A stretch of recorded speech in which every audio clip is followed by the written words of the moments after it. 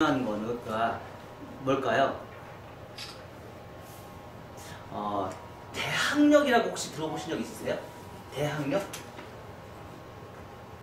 그러니까 이 대항력은요, 경매를 했을 때 낙찰자한테도 되게 중요하지만은요, 전세를 임차인한테도 굉장히 중요한 거예요. 임차인. 말하자면 내가 전세를 살고 있는 사람들, 지금 여기 전세를 살고 있는 사람들한테도 굉장히 중요한 거기 때문에 이거는 여러분들이 꼭 알고 가셔야 되는 부분이에요. 그래서 부동산에서 내가 이제 현장에서 살아가면서 가장 중요한 부분이 이 대항력이라는 부분이에요. 이 대항력이라는 게 뭐예요? 대항력? 이 대항력은요, 제3자한테 나의 권리를 주장할 수 있는 권리예요. 제3자한테. 제3자한테 내 권리를 주장할 수 있는 권리. 말하자면, 자, 이런 경우가 있어요. 자, 임대인이 있어요. 임대인이 있고요. 임차인이 있어요. 근데 이 임대인이 임차인한테 전세를 줬어요. 전세. 그리고 계약서도 쓰고 뭐 했어요. 근데 이 경매인이 다른 거로 인해서 이 집이 경매로 넘어가게 생겼네? 경매로 넘어가서 낙찰자가 발생이 됐어요. 그러면 이 임차인은 이 사람한테 보증금을 달라고 할 수 있어요, 없어요? 없지. 왜? 이 사람 돈이 없는데. 아무리 이상해도 이 사람은 돈이 없어. 그래서 이 사람한테 돈이 없기 때문에 이 사람한테 달라고 할 권한이 없어. 그러면 이 사람은 돈을 어디서 해야 돼? 돈을 달라고 해야 돼. 그치? 이 사람한테 돈을 달라고 해야지. 임대차 보호법에 의해서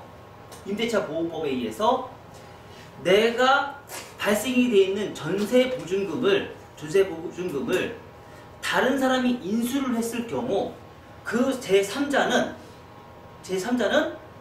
임차 보증금을 임차인한테 돌려줄 의무가 있어요. 임대차 보호법에 의해서.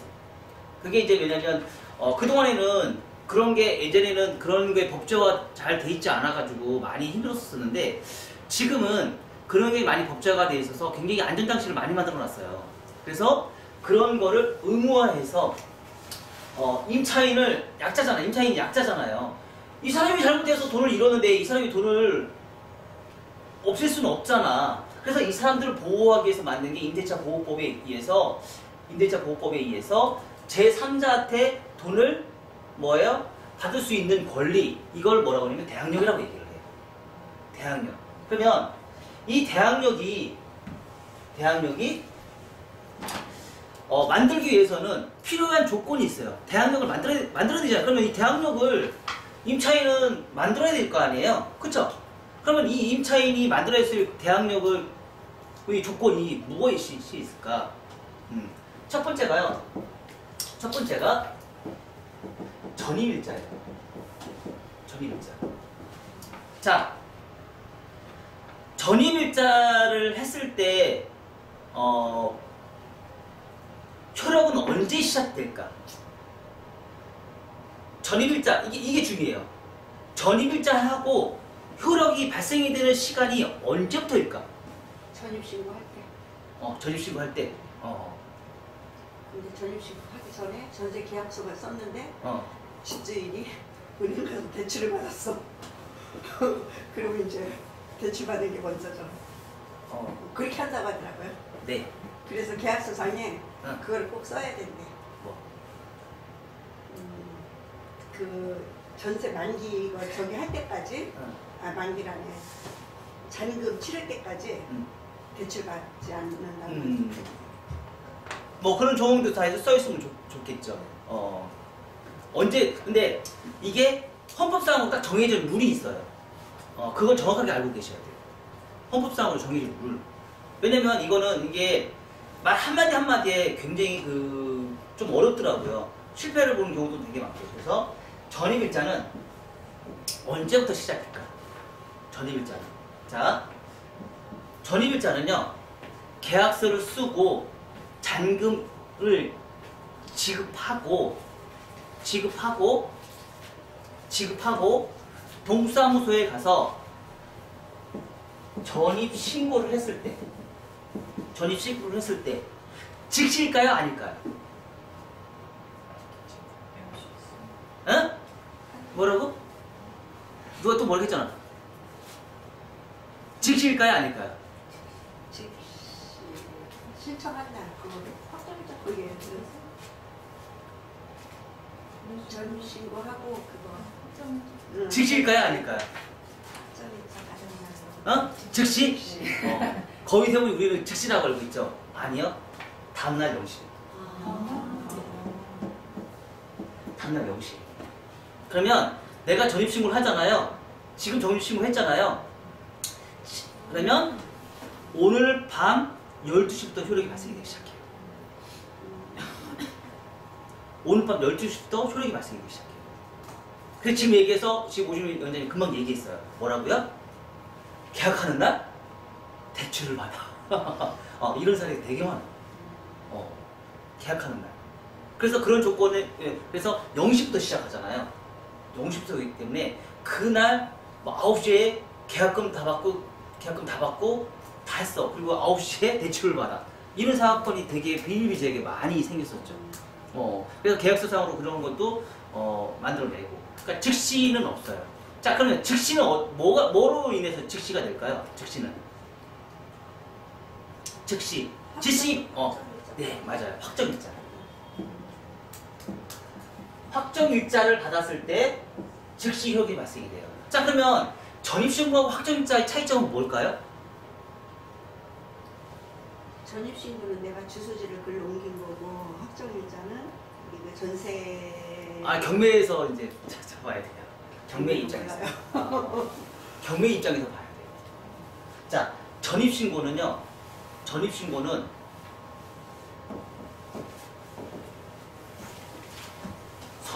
선순위라고 얘기하죠.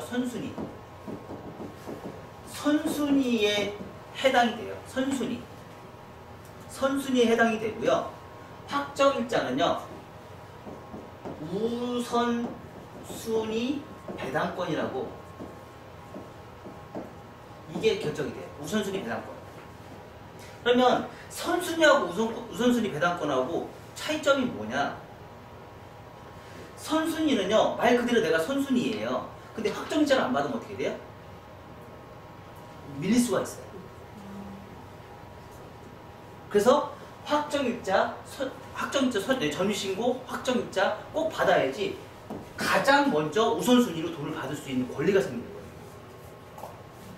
근데 대학력에서는 확정일자를 크게 중요하게 생각하지 않아요. 가장 먼저 생각하는 게 전입신고예요. 전입신고. 근데 이제 문제는 요즘에는 어떻게 돼요? 확정일자 받고 나서 여기서 전입신고할 때 확정일자 같이 받죠? 그냥 동사무소에서 요즘에는요 같이 진행을 해요. 하도 사건 사고가 많으니까 같이 진행하기 때문에 큰 무리는 없어요.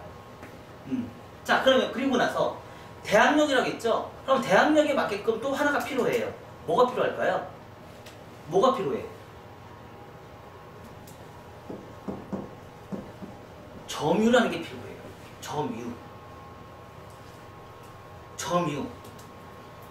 자, 경매를 시작을 했는데, 자, 임대인이 있고 임차인이 있어요. 근데 낙찰을 받았어요. 경매가 넘어가서.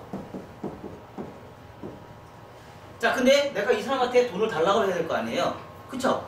내가 보증금 돌려줘 라고 얘기를 해야 될 거 아니에요? 그럼 이 낙찰자는 뭘 봐야 될 거예요? 제일 먼저 볼게. 전입신고가 돼 있느냐? 점유가 있느냐? 요거만 봐요. 요것만. 확정일자에서는 법원에서 결정하는 거예요. 법원에서 내가 우선순위를 주겠습니다. 낙찰자 입장에서는요, 전입신고, 점유만 봐요. 그래서 이 낙찰자 입장에서 전입신고와 확정 점유를 보고, 근데 만약에 점유를 했어. 계약기간 2년을 했어. 근데 만료가 됐어. 만료가 됐는데 이 임차인이 나 전입신고 받고 확정일자 받고 배당 종기까지 다 신청을 했어. 나 안전장치 다 해놨어. 그리고 이사를 갔어. 만료가 끝나고 나서. 이게 이제 만료가 경매까지 있어. 그래서 날려서 이사를 갔어. 돼야 안 돼야? 안 돼. 안 돼요. 왜 안 돼요? 말로 날짜가 지나서. 아니 그거 항상 그렇어요. 점유를 안 했기 때문에. 점유율이 상실된 거예요. 점유율이 상실된 거예요.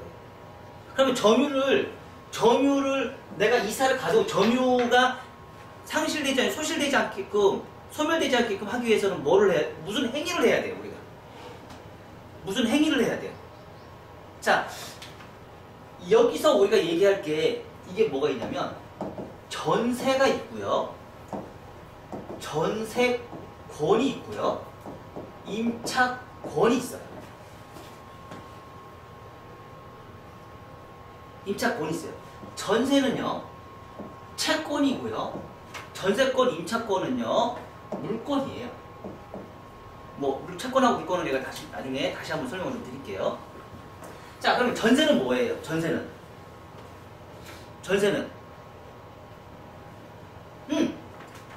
임대인이 임차인에게 전세했어. 계약서 썼어. 끝. 계약서만으로 갖고 있는 게 뭐예요? 돈 거래가 이루어졌잖아. 돈 거래가 이루어졌잖아. 그래서 전세는 채권이에요. 계약서 쓰고 돈만 거래해야 되잖아요. 그래서 얘는 전세예요. 전세이기 때문에 전세로 인해서 얘는 채권이기 때문에 얘 자체만으로 가지고는 효력이 발생이 되지 않아요. 그래서 여기서 이 사람이 이사를 갔으면 전세만 가지고 있으면 전세만 갖고 이사를 갔으면 이 사람은 소멸이 돼요. 소멸. 권리가 없어져요. 이사를 가면. 그럼 이 사람은 어떻게 돼요? 주구장창 이 집에서 살아야 돼, 안 살아야 돼요? 살고 있어야 돼요. 살고 있어요. 끝. 경매가 낙찰을 받을 때까지. 경매가 끝날 때까지 살고 있어야 돼요. 그래서 제3자한테 돈을 받아낼 때까지 거기에 살고 있어야 돼요. 근데 이런 경우가 있어요. 내가 서울에 있어. 어제 광주 갔다 왔으니까 서울에서 직장했다가 나 광주로 발령받았어. 그럼 이사 가야 돼. 그럴 수 있어요, 없어요? 있어요. 그렇죠? 그래서 우리가 이거에 대해서 안전장치를 만들어놨어요. 이거에 대해서 안전장치를 만들었는데 그 안전장치가 무엇이냐? 자, 2년이라는 계약기간 동안에 경매가 나왔고 경매가 나와서 내가 기간이 지났어. 2년이라는 시간이 지났어. 그래서 경매가 만료가 되고 전세가 만료가 되고 내가 지났는데 집주인이 돈을 안 주네. 나는 이사를 가야 돼. 그래서 이 임차인이 전세금 돌려주십시오라고 강제적으로 하는 행위가 있어요. 이게 뭐냐면 임차권이라는 거예요. 임차권. 그러면 이 임차권은 뭐예요? 임대인의 동의가 필요가 없어요. 임대인의 동의가 필요 없이 만료가 됐는데 임대인이 나한테 돈을 안 주네? 그래서 이 사람은 임차인이 등기소에 가서 내 권리를 주장할 수 있는, 그러니까 말하자면 등기부 등본 아시죠? 네. 등기부 등본에 내 권리를 주장할 수 있는 거를 기록을 시켜요. 이게 바로 뭐냐면 임차권이에요. 임차권. 그래서 이 임차권을 가지고 뭐예요? 등록을 하면 그때는 이사를 갈 수 있어요. 왜? 여기에 기록에 등록이 돼 있으니까. 전세는 임차인하고 임대인하고 둘만의 거래이기 때문에 어디 기록이 돼 있어요, 없어요? 둘만. 이 둘의 관계인 거지 이 사람의 관계는 아니야. 그렇기 때문에 뭐예요? 권리를 주장할 수가 없어. 문서상으로 등록이 되는데 그 문서상으로 등록이 되는 게 어디냐? 바로 등기부 등본이라는 거죠. 그러면 이사를 가야 되는 시점이 어느 시점이냐? 이게 되게, 이런 것도 되게 중요해요. 이 경매를 하다 보니까 이 날짜 계산이 엄청 중요하더라고요. 날짜 계산이. 그래서 이 사람은 언제 이사를 가느냐? 언제 이사 갈까요? 내가 신청한 날일까요? 기록한 날일까요? 기록. 네. 신청한 날이 아니고요. 기록이 된 날이에요. 등기부 등본에 기록이 꼭 되어 있는 날 이사를 가야 돼요. 신청하는 날 중간에 이사를 가면 그것도 뭐예요? 점유가 소멸이 돼요. 자, 그러면 임차권과 전세권의 차이는 얘는 비슷하거든요. 비슷해요. 근데 전세권과 임차권의 차이점은 뭐예요? 똑같아요. 내용은 똑같아요. 전세권은 그 임차인이 허락 없이 매매를 하거나 전세를 놓을 수 없다는 거. 전세권은요, 임대인과 임차인이 둘이 합의하에 임차인이 등기소에 가서 등기부 등본을 등록을 하는 거. 이게 전세권이에요. 그거 해봤어요. 전세권 등기해봤어. 이게 전세권이에요. 그러니까 임차인이 임대인한테 내가 이거 혹시 모르니까 나 여기 전세권 설정 좀 해주십시오. 그러면 만약에 집주인 임대인이 나 못해 주겠습니다. 그럼 어떻게 해요? 못해요. 그럼 그냥 전세로 그냥 사셔야 돼요. 나중에 끝나면 임차권 등기를 하시면 되고요. 근데 집주인이 착한 집주인이야. 그래요. 내가 나 뭐 어떻게 하든지 뭐 안전하니까 뭐 하고 싶으시면 하십시오. 해서 등록을 해요. 그게 바로 뭐예요? 전세권이에요. 그 대신에 여기에 들어가는 모든 비용은 임차인이 돼요. 발생되는 모든 비용. 그러면 자, 얘하고 비슷하죠? 내용이. 그래서 얘는 전세권은요, 임대인과 임차인이 둘이 합의하에 만들어낸 건 전세권이고요. 임차권은요, 집주인이 나한테 돈을 안 줬어. 만기가 지났어. 지난 상태에서 내가 등록하는 게 임차권이에요. 헷갈리지 마세요. 그 대신에 이 두 가지의 공통점이 있어요. 공통점은 뭐예요? 임의 경매를 해요. 그러니까 법원에 가서 내가 가서 소송을 걸 필요가 없어요. 소송을 걸 필요가 없이 내가 즉시 법원에 가가지고 내가 경매를 신청해서도 경매를 다 받아줘요. 뭘로? 예로 인해서 경매를 다 받아요. 그래서 이거를 임의 경매라고 얘기를 해요. 자, 그러면 전세는 강제 경매예요. 그러면 이 강제 경매는 뭐냐? 얘는 문서상으로 기록이 없잖아요. 문서상으로 기록 없고 얘와 얘 전세 계약서만 가지고 있잖아요. 이걸 가지고 하기 때문에 이 사람이 법원에 가서 뭘 받아야 되냐면, 이 사람이 나한테 내가 지금 전세를 줬는데 전세금 보증금 돌려달라고 했는데 안 돌려줘요. 그래서 나는 이 사람한테 돈을 받아야 되겠습니다 라고 해서 경매를 신청하는데, 이게 뭐냐면 강제 경매인데, 이 강제 경매는 뭐냐면 내가 법원 가서 소송을 걸어야 돼요. 소송을 걸어서 집행권원이라는 이 서류를, 그러니까 법원에서 판결문이에요. 그러니까 판결문. 이 집행권원은 판결문이에요.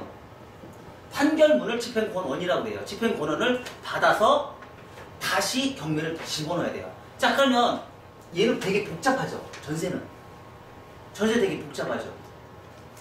그죠? 그리고 전세권하고 임차권은 복잡하지가 않죠.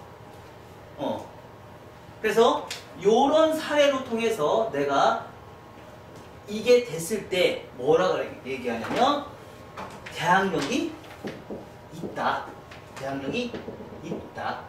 자, 그리고 요 두 가지가 어떤 거 하나라도 안 됐을 경우는 뭐예요? 대항력이 없다. 이렇게 얘기할 수 있어요. 자, 그러면 임차인의 입장에서는 이 두 가지를 무조건 다 해야 되겠죠. 중요해요. 굉장히 중요해요. 자, 전입신고는 언제부터 효력이 발생이 된다? 다음날 0시. 그러니까 오늘 밤중에 0시부터 효력이 발생이 되기 시작해요. 확정일자는 바로 그 즉시 효력이 발생이 되고요. 그리고 점유 이사를 가면 돼야 안 돼요? 안 돼요. 내가 거기에 살고 있다는 거를 계속 증빙을 해야 돼요. 이사를 가는 그 순간 소멸이 돼요. 그럼 대항력이 없어져요. 자, 그러면 입장에서는 되게 우리가 이제 전세나 임대로 내가 집을 살 수 있는데 혹시 내가 잘못해서 내 자식들도 그럴 수 있는 상황이 발생이 될 수 있을까 없을까요? 내 친척이나 이런 사람들도 있을 수 있잖아요. 그래서 이런 상황에서는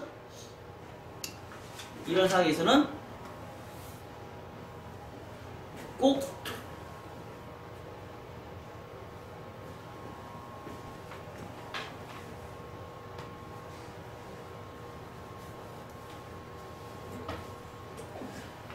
뭐예요? 이 두 조건을 만족시키기 위해서 여러분들이 조건을 이제 하셔야 돼요. 그래서 그러면 우리는 이제 만약에 이제 이거는 지금 이 전체 상황은 무슨 상황이에요? 자, 임차인의 상황이에요.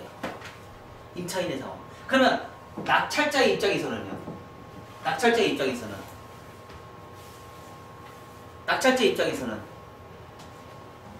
이 두 가지의 조건이 있는 사람은 뭐예요? 건들면 안 되겠죠. 그쵸?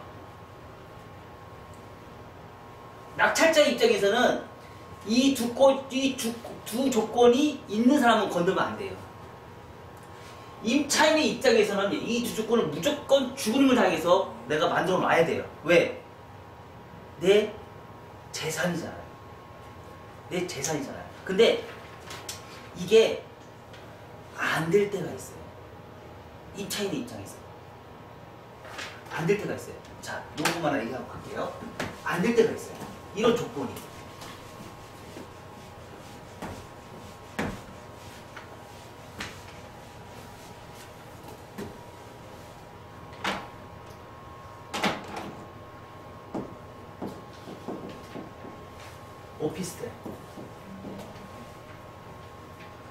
오피스텔 같은 경우는 어때요?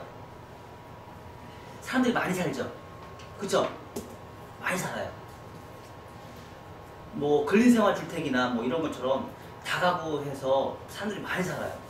근데 이 건물이 오피스텔 이 건물이 50억이라는 근저당이 걸려있어요. 근데 여기에 한 49가구가 있어요. 40가구. 호실이 40호실 가구가 있어요. 뭐 그런 것도 다 주고 40가구가 있어요. 그러면 근저당이 걸려있어도 얘가 값어치가 한 100억 정도 돼요. 100억 정도 돼요. 그러면 50억에 근저당이 걸려있고 100억이니까 이 사람들이 입주를 하겠어요, 안 하겠어요? 입주를 하겠지. 입주를 해요. 근데 문제는 뭐냐면 이제 여기서 발생이 돼요. 건물주가 이 50억에 이자를 못 냈네. 이자를 못 냈어. 근데 날짜가 근저당. 근저당이 먼저죠. 그리고 후순위로 전입신고가 있죠. 근데 믿었어. 시세가 100억인데 50억짜리 건물이야. 믿었어. 가격이 비싸니까 충분히 해도 내 보증금은 잃지 않겠다고 생각했어. 근데 웬걸? 후순이잖아요. 그쵸? 후순이야. 얘가 40억에 낙찰받았네. 낙찰이 됐네. 그럼 어떻게 돼? 전입신고를 한 사람이 쭉쭉쭉 1번, 2번, 3번, 4번 뭐 이렇게 계속 생길 거 아니에요. 근데 만약에 50억짜리 근저당을 했는데 40억짜리에 낙찰받았어. 그러면 근저당이 우선순위죠. 만약에 60억에 낙찰받았어. 60억에 낙찰됐어. 금액이 큰 것들은 많이 떨어지니까. 자, 그러면 근저당이니까 뭐예요? 은행에 50억 주고 나머지 10억을 가지고 그 다음 순위에 들어온 사람한테 돈을 줘요. 그 다음 들어서 1번, 2번, 3번, 5번 밑으로는 소멸. 그럼 나머지 35가구는 어떻게 돼요? 나 전입신고했어, 확정인자 받았어, 점유했어, 배당종기 다 했어. 근데 어떻게 돼요? 소멸. 없어져요. 돈 한 푼도 못 받아요. 지금 요즘에 특히 오피스텔에서 이런 상황이 굉장히 많이 발생하고 있어요. 왜? 근저당이 우선이기 때문에. 그러니까 일반 아파트는 이런 사례가 별로 없어요. 한 가구 사는 이런 데는 별로 인상 문제가 없는데 오피스텔 쪽에서는 이런 사례가 굉장히 많아요.